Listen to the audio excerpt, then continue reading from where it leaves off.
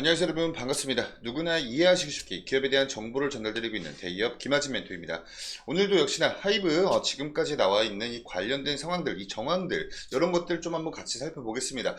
지금 이 하이브 관련해서 이 민희진 대표와 어도어 측 관련된 민심은 굉장히 좋지 않은데 우리 하이브의 민심과 여론은 좀 많이 튼튼합니다. 자, 그래서 그거에 대한 이 근거 자체가 지금 이제 민희진 대표가 이랬다가 저랬다가 왔다 갔다 한 상황이죠.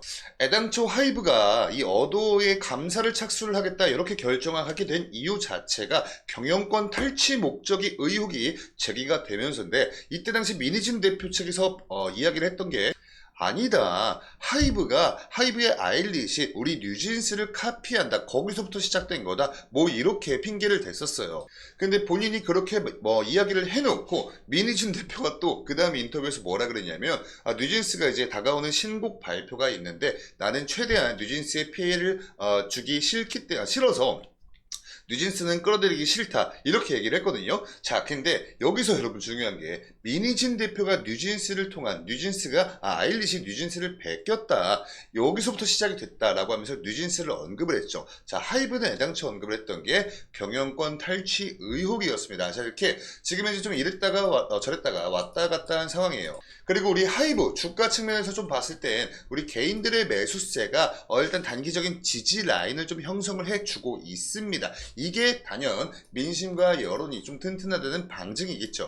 그래서 오늘 이런 부분들 같이 한번 좀 살펴보겠습니다. 자, 제가 지난번 영상에서 이 어도어에 관련된 좀 제가 설명을 드렸죠. 이게 2022년도 매출액인데 186억 원 정도, 그리고 단기 손익 같은 경우에는 적자를 기록을 했었어요. 자, 근데 그 다음해인 2023년도 어도어 매출이 1,100억 원이 넘어갔습니다. 그래서 이거를 제가 좀 환산해봤을 때 590%의 성장을 이룬 거예요. 자, 그래서 이 어도어의 사업 개요를 설명드리면서 당연히 아티스트 육성 및 음악 제작하는 레이블이죠. 자, 근데 주요 아티스트 해가지고 뉴진스 이름이 보입니다. 근데 여러분들께서 이 주요 아티스트 하면은 이 뉴진스 말고 좀 플러스 알파 다른 아티스트가 있을 수도 있다, 이렇게 생각을 하실까봐 제가 어도어는 뉴진스밖에 없는 곳이다 라고 설명드렸죠. 그리고 데뷔한 지 얼마 되지 않은 뉴진스가 이렇게 2023년도 국내 앨범 판매량의 5위를 차지를 할 만큼 엄청나게 가파른 고성장세를 보여주었다, 이렇게 말씀을 드렸습니다. 그래서 2023년도 하이브 전체 매출액을 좀 비중을 봤을 때 아까 우리가 이 뉴진스가 이 어도어에서 2023년도 연간 매출액이 1,100억 원가량 된댔죠. 그러니까 약 5% 정도 해당하는 그런 매출액이었어요. 그래서 사실 이 5%의 매출액은 하이브가 충분히 좀 어떻게든 메꿀 수 있는 그러한 수치이기 때문에 하이브의 기업적 밸류에이션 이업 측면에서 그렇게 좀 타격은 없을 것이다, 이렇게 제가 설명을 드렸었습니다. 바로 이때였습니다. 하이브가 뉴진스 소속사인 어도어의 전격 감사권을 발동을 했다. 이때 당시 하이브는 경영권 탈취 시도 의혹이 보였다. 그리고 이 어도어 측 민희진 대표는 아일릿 뉴진스 카피했다, 이렇게 아까 제가 영상 오프닝 때 설명드렸던 그 부분이죠. 이렇게 뉴진스를 언급한 것 자체가 이 어도어 측이었다는 거죠.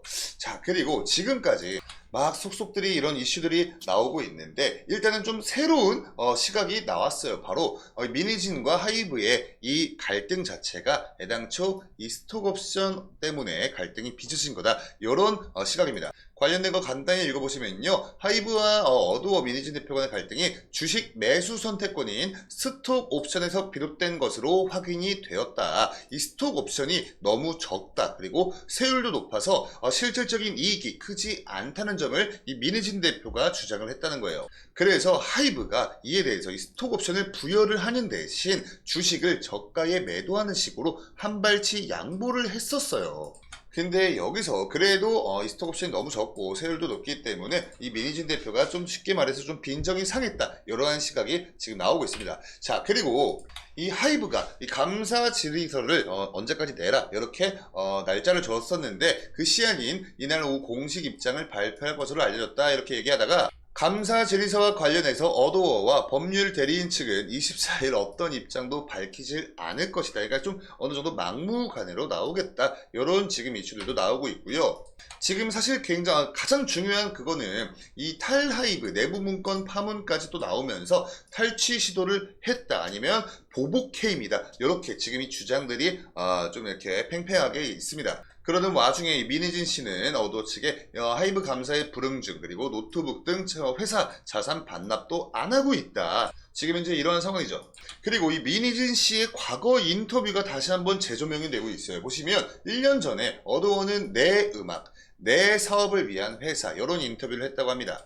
이때 당시 인터뷰에서 민 대표는요. 하이브 외에도 비슷한 규모의 투자 제안을 받았대요. 근데 투자처가 어디든 창작의 독립, 무간섭을 조항의 1순위였을 것이다. 그러면서 모 회사인 하이브의 영향력에 선을 좀 긋는 취지의 발언을 했다는 거죠. 자, 근데 정확한 팩트는요. 어두워는 2021년도에 하이브가 자본금 161억 원을 출자해서 만든 회사입니다.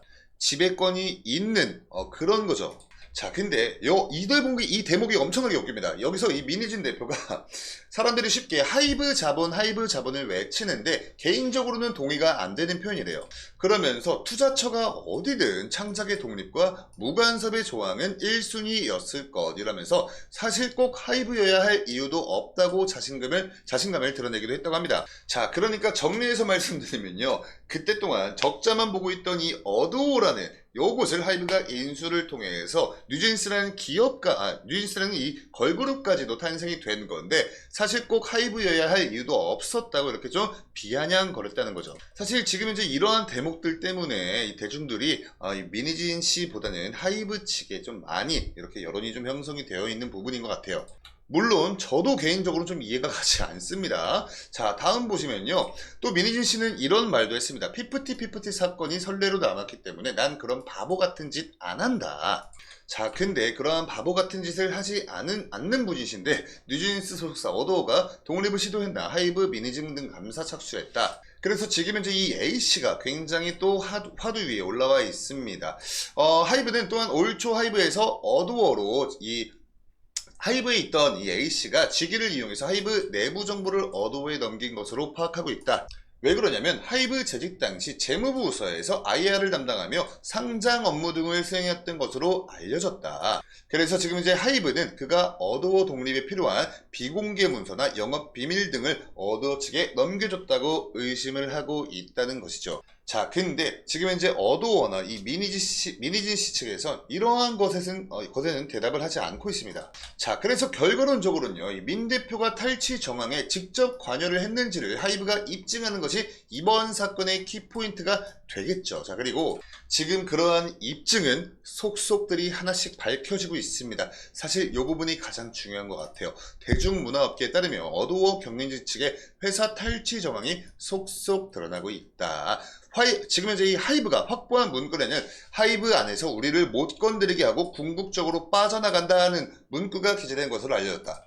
이거를 어도어 측에서 이렇게 적어놓은 문구가 적혀있는 파일을 발견을 했다는 거죠. 자, 그리고 또 이 투자은행 업계에 따르면요, 어도어 경영진이 작성한 시나리오, 얘네가 지금 이 하이브를 빠져나오기 위한 이 시나리오를 작성을 했는데 여기 안에 싱가포르 투자청과 사우디아라비아 국부펀드에 하이브가 보유한 지분을 팔도록 유도하는 내용이 담긴 것으로도 전해졌다고 합니다. 그러니까 뭐 거의 뭐 좀 게임이 끝났다 이렇게 좀 보면 좋을 것 같고, 자, 그리고 지금 하이브가 굉장히 좀 화가 났습니다. 보시면요, 이 어도어 사태를 좀 통해서 자회사들 법화 감사에 착수를 한대요.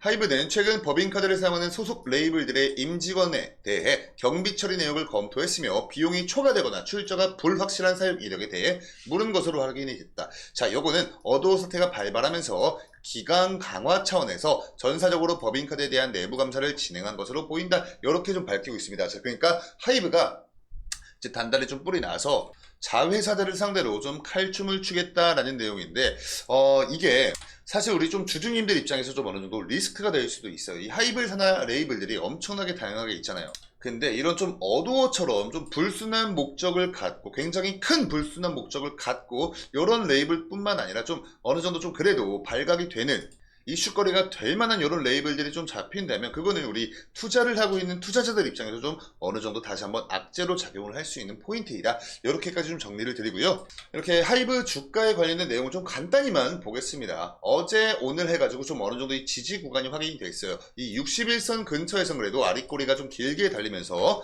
지지를 해주고 있는 모습이고, 요거 수급 동향 또한 뭐 여러분들 다들 체크를 하시겠지만 우리 개인들의 매수세가 상당합니다. 근데 또 한 가지 고무적인 사실이 뭐냐면 오늘 외국인과 기관의 매도세가 좀 어느 정도 조금 사그라들었어요. 이 매도 비중 자체가 조금 많이 사그라들면서 지금 또 어느 정도 단기적인 지지 라인이 확인이 되어 있습니다. 자, 그래서 지금 이제 이 미니진과 하이브 측 여기 지금 이 공방이 어떻게 끝나는지에 따라서 하이브가 좀 단기적으로 좀 변동성을 크게 가져가실 수 있기 때문에 이 부분들 관련된 내용들 제가 그때그때 그날 취합해서 브리핑을 드릴 테니까 저희 데이업 채널 구독 버튼 한 번씩 부탁드리고요. 오늘 영상의 내용이 여러분께 도움 되셨으면 영상에 좋아요 버튼도 한 번씩 부탁드리면서 저는 다음 영상으로 인사드리겠습니다. 감사합니다.